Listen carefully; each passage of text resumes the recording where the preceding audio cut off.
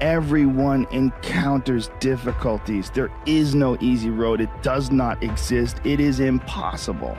Everyone has issues.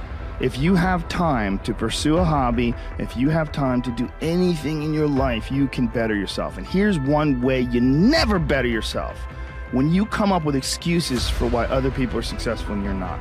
Everybody has a hard road. I wanted to jump out a window several times during my young life. We all go through hard times. We all go through depression. We all go through doubt and moments in your life where it's really difficult. That is what makes you a person.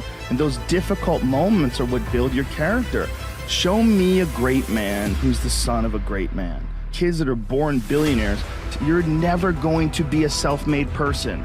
You have a backup trust for your backup trust for your trust, and you're f***ed, man.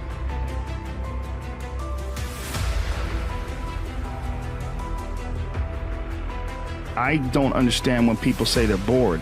Because if I had the time to live 100 lives, I'd be speaking different languages, I'd be living in different countries, I would try a number of different careers, because I think there's a lot of unbelievably fascinating, puzzling, complex things that you could study in this world.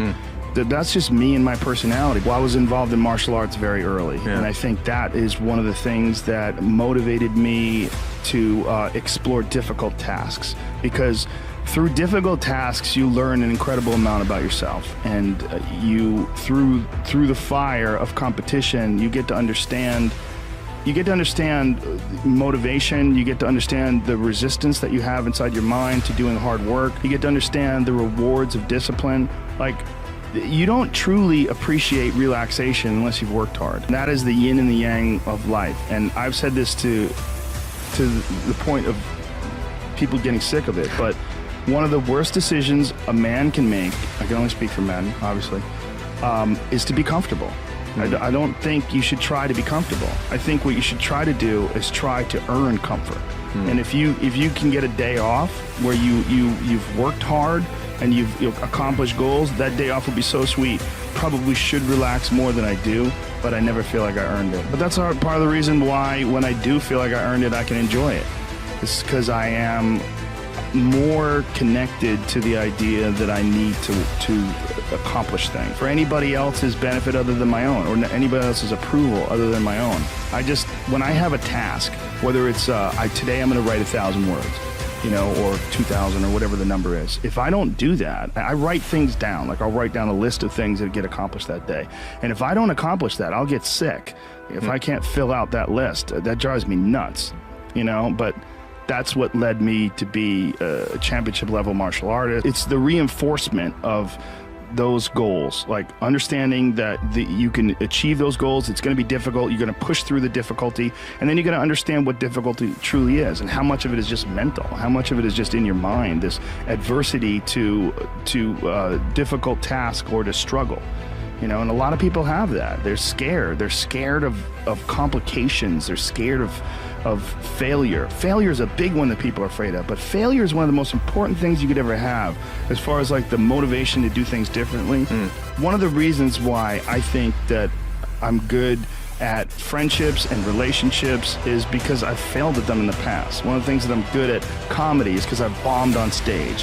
One of the reasons why I'm good at work is because I've been a worker in the past, and I know the feeling of failure, the feeling of shame, of being like a weak, non-motivated, lazy person. That's a weak feeling. You don't respect yourself. And I have this phrase that I use all the time to people to try to motivate people. I say that be the hero in your own movie. Pretend that if your life was a movie and your life started now, what would the hero do? What would the person that you respect do? What would the person that you admire, the person that inspires you, what would they do? And if you do that, you slowly build momentum. You like, today I did what I wanted to do. Today I started a class in yoga. I did this. I did all these things that I was saying I wasn't going to do. And now I feel momentum. And momentum is a very important point in people's lives. That's why some folks don't like to take days off, because they feel like they're losing momentum.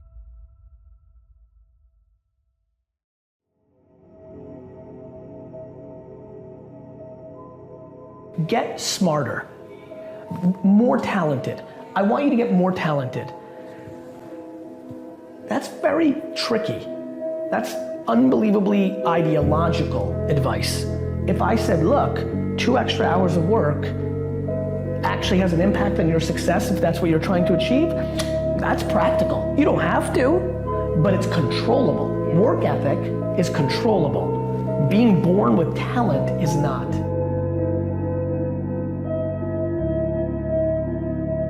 Getting things is not going to make you happy.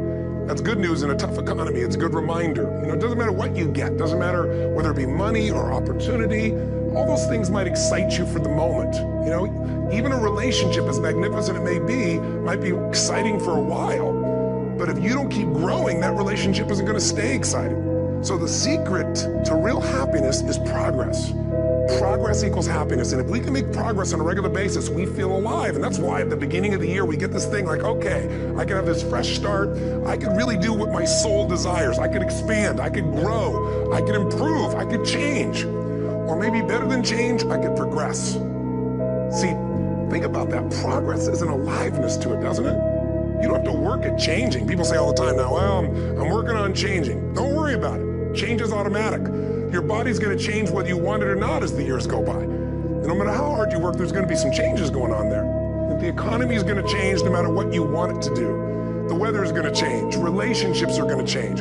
Everything in life is always changing. We don't have to work on change. Change is automatic, but progress is not.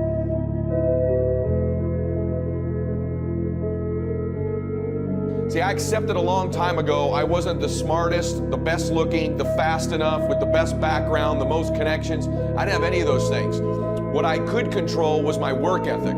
You've heard me speak many times about outworking everybody, but I think that just feels good when we hear it, but most people don't take it seriously. If you think that I have a little bit of success in my life, I can tell you what I attribute it to. Yes, self-confidence, yes, mindset, visualization, goals, all the things I talk about all the time. Listening skills, influence, energy transfer, how to be happier, all of that stuff applies. When you get to winning, for me, it's come down to maxing out. And what maxing out means is you do one more at least than you think you're capable of. So when you're done, whatever you're doing, whether it's at the gym or phone calls or meetings or in sports, one more shot, one more throw, one more swing of the golf club or the baseball bat, the separator is for the winners, they do one more. I'm addicted to one more. And so I want your mantra going forward to be one more. What does that look like if we're working out? That means when we're in the gym and we say, I'm gonna do 5 sets of 10, I'm crazy. Like I'm a psycho because I wanna win. I wanna be somebody. I wanna separate. I wanna compete. And the way I do that isn't with my giftedness, because I wasn't born with a bunch of gifts. And I think gifts are crap. I think for the most part, gifted people struggle in life because things come easy to them. I like that things haven't come easy for me in my life. I like that I don't have natural talents in every area. And maybe you like that about you too. Maybe you've looked at yourself all your life and thought, man, I don't have that natural beauty or that natural talent or this gift for creativity or intellect or humor. I don't have any of those things. But what I got is I will outwork you. And so at the gym, one of the things I focus on, they say it's 5 sets of 10. When I'm at 10, I go one more, bam, 11. If I'm running on the treadmill and it's a 45-minute run, I never finish at 45. I always go one more minute, 46. If I'm at the office and I'm supposed to make 25 phone calls that day, when I'm at the end of the day, I always do one more. If I've got meetings, I always do one more. My mantra for 3 decades in business has been one more. Why? Because we get out of life what we think we deserve. And I'm the kind of guy that I know when you do 45 minutes on the treadmill and I do 46, I deserve to be fitter. I know that when I'm lifting weights and I watch you do 5 sets of 10, and every single time I do one more. When it's a set of 5, I do 6. When it's a set of 8, I do 9. When it's 45 on the treadmill, I do 46. When it's supposed to be 20 phone calls, I make 21. When it's supposed to be an 8-hour workday, I work 9. Whatever it is, I always do one more. And what that does is it makes me eventually think I'm doing things other people aren't willing to do, so I should get things other people aren't going to get.